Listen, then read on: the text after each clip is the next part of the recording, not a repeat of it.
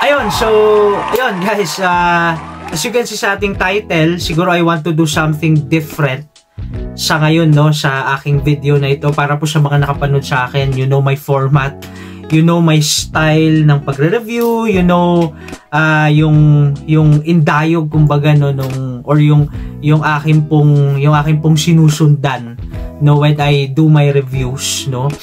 Pero sa ngayon siguro gusto kong gumawa ng paano ba, siguro a bit random or semi-random na content, no. And of course may inisip ko pa rin to, no, napag-isipan ko pa rin, no, pero kumbaga wala akong list or outline or manuscript, whatever you want to call it. Pero yun, guys, number one, ito po matagal ko na tong iniisip, no, and nakikita nyo naman po sa frag groups, no, lalo when I achieve yung tawag ko dito is parang ano po, no, para pong ano, no, small na stepping stones or achievements, no, sharing your small wins kumbaga, no. Nakikita nyo po na ako po yung nagpapasalamat. Maraming salamat po sa 100 subscribers, 200, 500, at ngayon po maraming salamat po, thank God, na naka-reach na po ako ng 700. Actually po, I reached 700 parang 3 weeks ago. Pero yung akin pong paglalabas ng content ay mas naging madalang, no. Pero anyway guys, maraming salamat po. I started this venture sa YouTube, no, siguro 8 months ago, kung di po ako nagkakamali, 8 or 9 months ago. And of course nakakatakot mag-content, no. Syempre in-expose mo yung mukha mo na kaya yun. And of course marami po ang hindi lang susupport pero magkakritik sa mga sasabihin mo, lalo you are reviewing perfumes, no. In our review ng perfumes, maraming kasi subjective yung game, maraming pwedeng kumontra sa'yo, maraming pwedeng mag-disagree sa'yo, pero of course nangyayari yun, no. I have experience yung mga ganun, no, pero most of the time talagang support, no, by the help of many people, my friends, my churchmates, my family, of course yung mga nakilala ko sa game, nakilala ko po sa community, ang daming at saka ang laki ng suporta. And 700 na actually po ngayon, 734 or 35 if I'm not mistaken. And please do help me to reach 1,000 subscribers. Of course, yan yung goal natin, na makapaglabas pa ng content, no. At maraming salamat po sa support. Hindi ko 'to magagawa on my own, no. Ito pong ginagawa ko, ako nagvi-video, of course ako gumagawa nung aking pong sasabihin, ako nagsusulat. And ako nag-edit, no, napaka-dragging na po niya. Pero lahat po 'yun, kumbaga nababawasan. Ang laki po nung bawas, and at the same time, ang laki ng encouragement kasi alam mong may sumusuporta sa iyo. No, alam mong may mga nakikinig sa iyo, may mga nanonood sa iyo. And para po sa akin personally, of course, lahat tayo sa game, madalas tayong manood ng mga content creators, no. And ako napakadami ko nang napanood na content creators, hindi lang po foreigners or international, kundi pati mga local, no. Isa po sa mga nag-encourage sa akin, no, si Sir Greg Parilla. Maraming salamat po, sir, no. Siguro next time ikwento ko kung papaano naka-help si Sir Greg sa pagbalik ko sa frag game, no. Isa yan sa naging help sa akin talaga, no. Siguro next time kasi papahaba na yung video. Sorry po sa boses ko kasi may sakit po ako sa ngayon.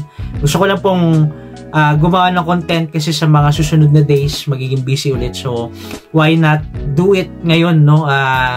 Kahit po naging busy kanina, sunod-sunod yung mga meeting and all, pero gusto kong gawin ito ngayon, no, para of course hindi na naman ma-delay yung pasasalamat. Yun lang guys, I am humbled na masuportahan ninyo.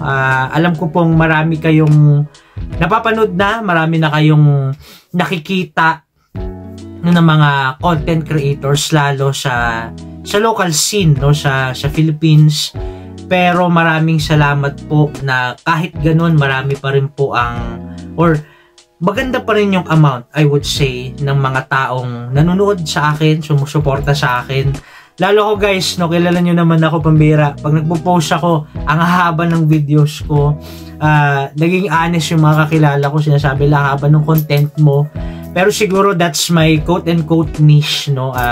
Siguro I'm more on the technical side of things, sa pag-explain ng notes, etc. So, thank you for bearing with me. No, lagi ko pong palusot talaga. Lagi ko pong bala is meron akong parang timestamp, no. I skip nyo na lang parang ganun. Pero anyway guys, gusto ko lang pong magpasalamat. It meant a lot, no. And of course, talagang drive to for me, fuel for me to do more content, no. And grabe, no, parang from 1 subscriber, tapos ngayon naka 734 or 35 na ako. It's humbling kasi yun nga, parang una kong iniisip dati bago ako mag-start, sino ba naman ako sa game, paano ako makikilala sa ano na to, no, sa journey na to, lalo dito sa perfume review sa YouTube. Pero guys, yung support ninyo, sobrang laki pong fuel. Hindi lang sa akin, kundi sa ang dami pa pong gumagawa na ng content sa TikTok or hindi lang po sa YouTube, sa TikTok, sa Facebook, yung mga, doon po ako nagsimula din yung mga write-ups, no? And sa iba-iba pa pong platforms, at marami pa po tayong na-encourage na mga may desire din to start their own content sa pabango. Ayun. So yun, siguro dahil nga semi-random to, gusto ko lang i-share sa inyo din very quickly, no, yung mga perfumes that I'm gravitating to, no, dahil mainit na po, no. May nagtanong po sa akin kanina, Sir Ralph, mainit na ba sa Baguio or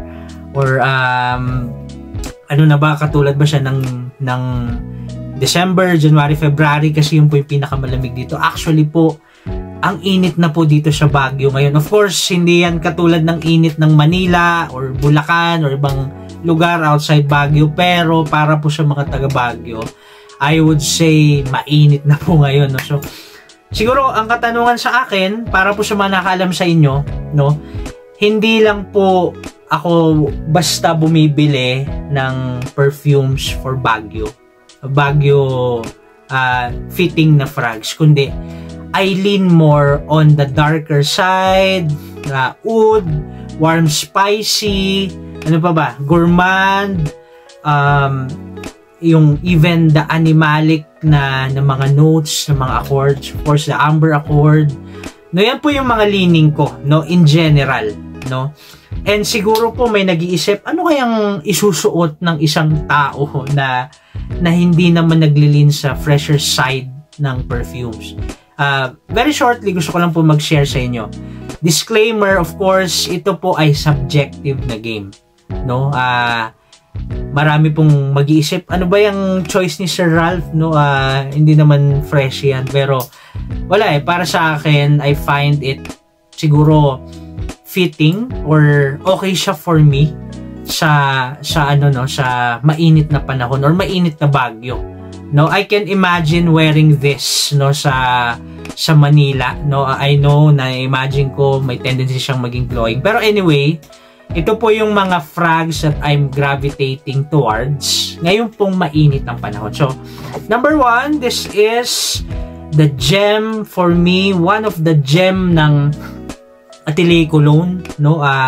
This is called Santal Carmine, no. Shout out Pops Mike, pambira. Ito po kasing Santal Carmine, no.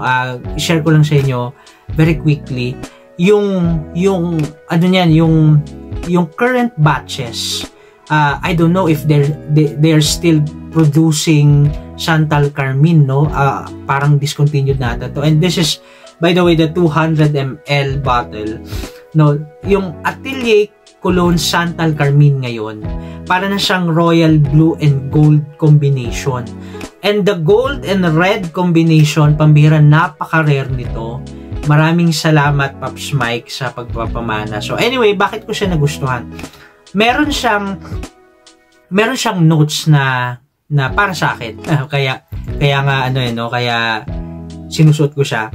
Meron siyang notes na para sa akin like saffron, sandalwood, no? Sandalwood may tendency siyang maging cloying, no? Just imagine sandalwood alone of Chantal 33. So yun, yung mga ganon. Pero at the same time, meron siyang rose and lime. No, I'm not saying that this is fresh, no? Pero para sa akin, okay siya kasi may character pa rin siya, no?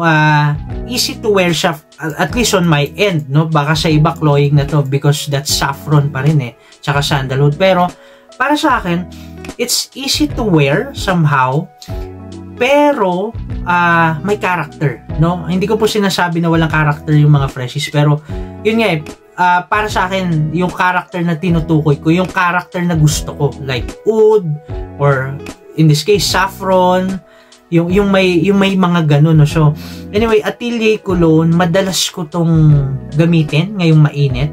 And, naisip ko kagad, actually, nililayer ko siya. I have a decant of Liquids Imaginaires na 40s, no? Para magkalapit sila yung 40s po. Ito po ay oud, no? Siguro yung oud interpretation dito is made ng saffron, no, and the amber, kasi may amber siya and siguro sandalwood. So kaya siguro nagkakapareha sila. So anyway, Atelier Cologne Chantal Carmine, para sa akin, if you want Atelier Cologne, by the way guys, Atelier Cologne, no, siguro people would agree with me, isa po sila sa mga magandang gumamit ng citrus sa game, no, lalo sa niche, pambihira.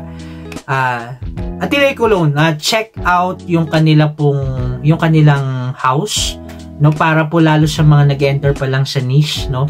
Atelier Cologne, napakaganda ng pagkakagamit ng citruses. So anyway, Atelier Cologne Chantal Carmine. Yung isa pa, another Atelier Cologne, no, pamana din to ni Pops Mike, maraming salamat po. This is called Cafe Tuberosa, no, and as the name implies, Cafe Tuberosa, coffee and tuberose, no? Hindi ko akalain na magwo-work pala ang coffee at tuberose, kasi of course tuberose, that's a floral note, no? Pero ang kagandahan kasi sa tuberose, para siyang may vanilla effect, no? May ganun siya, no? May parang jasmine plus vanilla effect, no? And ito po, meron din siyang cacao, no? So, and of course vanilla and other florals, and it works out really well, no? Gusto ko siyang gamitin sa mainit na hapon sa Baguio. Napaka-comforting niya, no? Of course, wag ka sigurong mag-overspray, pero para sa akin okay siya. Siguro itong mga to, I would do a separate review in the future, pero okay siya for me.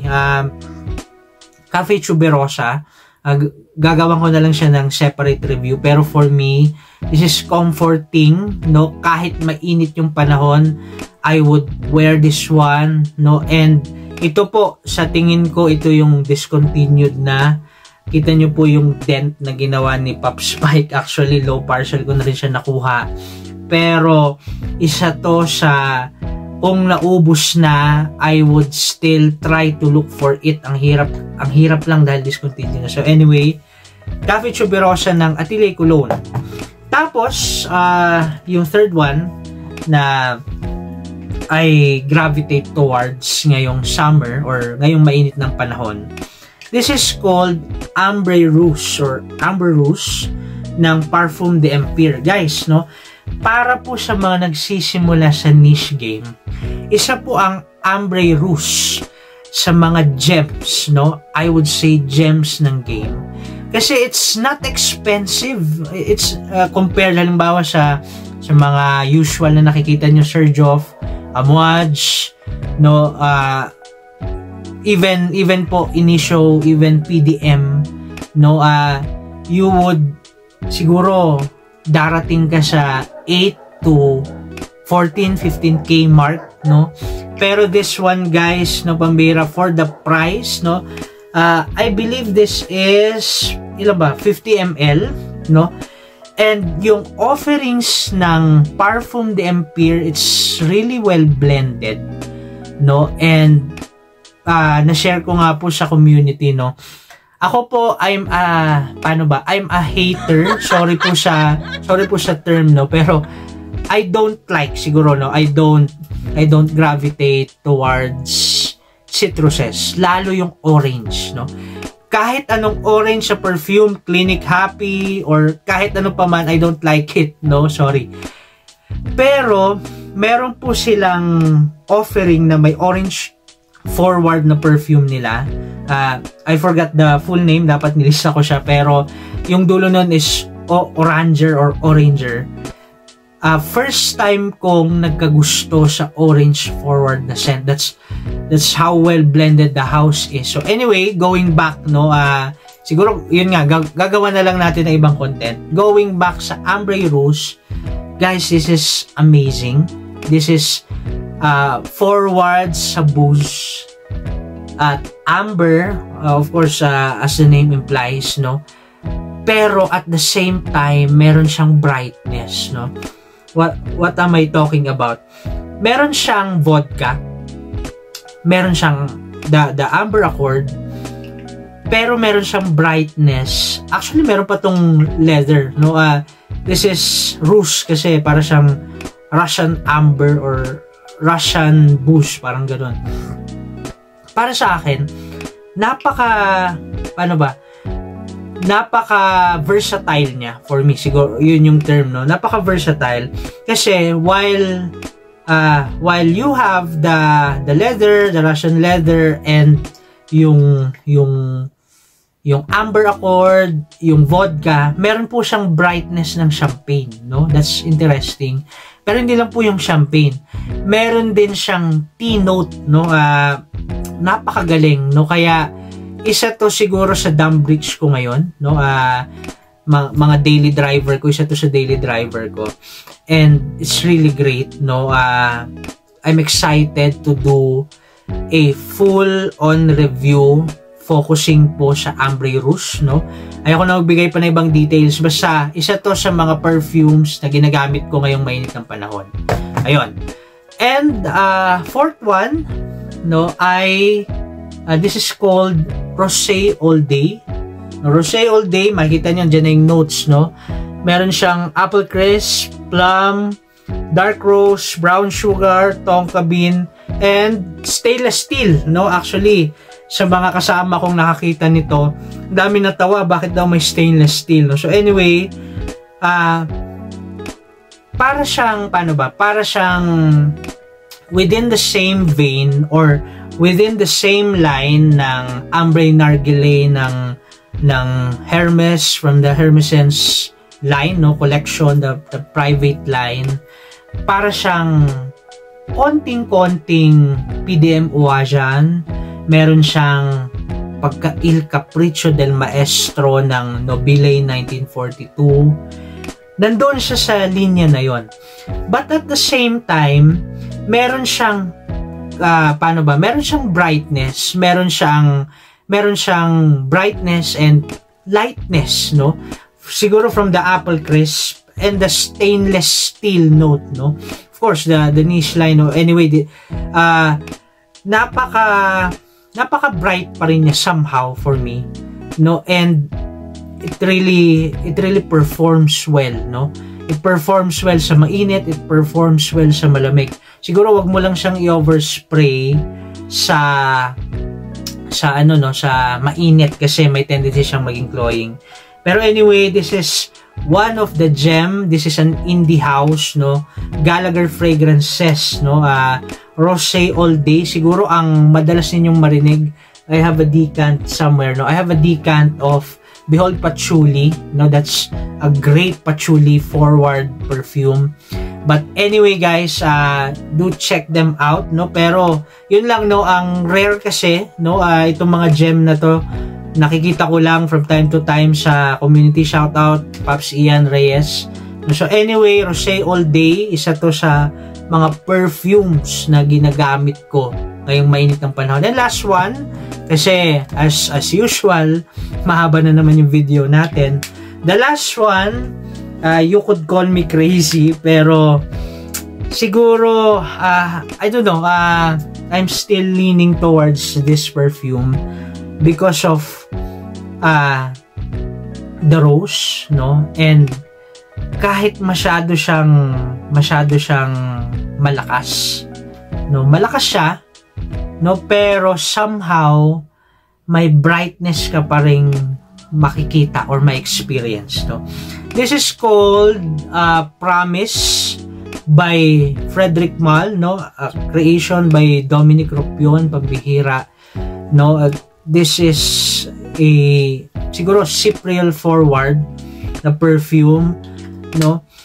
Sa una, siguro just a warning, no? Warning talaga, no?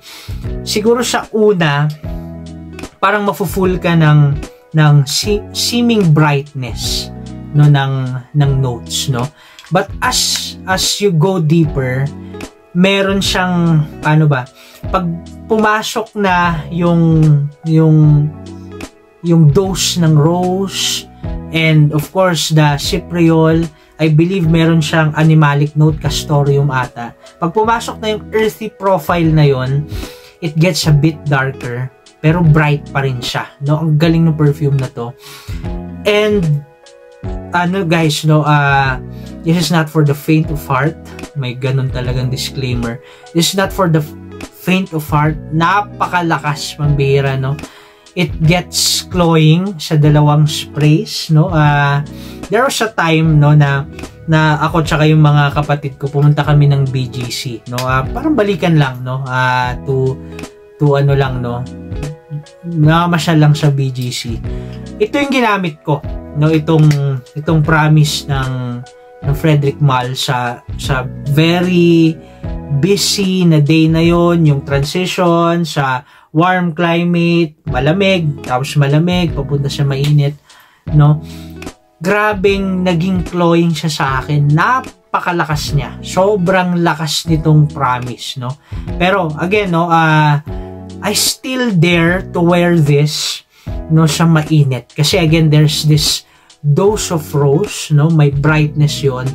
Pero don't, ano, no, parang hinay-hinay lang kayo sa trigger kasi this is really a strong, a loud perfume. Don't, again, no, don't let the opening or the smell sa nozzle fool you kasi this is really strong, no? Actually, pag ikay nasa close area, I would dare call it obnoxious. It's really that loud, no? So anyway, guys, random, no? Parang nagkukwento lang ako, wala ako talagang prepare na mga notes, pero ayun, no? That's my signature. Mahaba pa rin tayo, no? Pero again, guys, ayun lang, gusto ko lang pong siguro magpasalamat at mag-share ng something pa rin, no? To help you somehow, no? Ma-help kayo na maintindihan kung anong ginagamit ko sa mainit, or ma-help kayo somehow sa inyong journey din, lalo po sa mga nagsisimula or nandun na sa niche, or of course, no, siguro somehow kung maging interesting to sa inyo, no, thankful ako doon. So yun lang guys, maraming salamat po ulit, no. Kanina sabi ko, no, na please do help me reach 1,000 subscribers, no. It would mean so much. And no, yun, masyado na mahaba. Siguro ang masasabi ko lang po, I will do my very best to share my content, no, to share more or to share more often ng content sa inyo. Kilala niyo naman ako, no, more of random yung mga sinishare ko, from the clones to the local brands to the designer brands. And siguro this is one of a siguro bit of a change sa channel na gagawin ko. Siguro ngayon mas magfi-feature ako ng mga niche perfumes, no, niche perfumes as compared po sa mga nakaraan. Yun lang naman. And yun, maraming salamat po sa inyo, and I would like to ask ulit, no, yung continuous ninyong support. Ayun lang guys, marami na akong sinasabi, masyado nang mahaba. Maraming salamat po sa support, maraming salamat po sa lahat ng correction, sa lahat ng advices. No, I love the game, I love doing this, I love sharing sa inyo yung kadaldalan ko sa perfumes. I love the frag community, I love to discover, no, katulad ninyo, no, pare-pareho tayo nagdi-discover sa game. No, maraming salamat po sa inyo at ingat po kayo.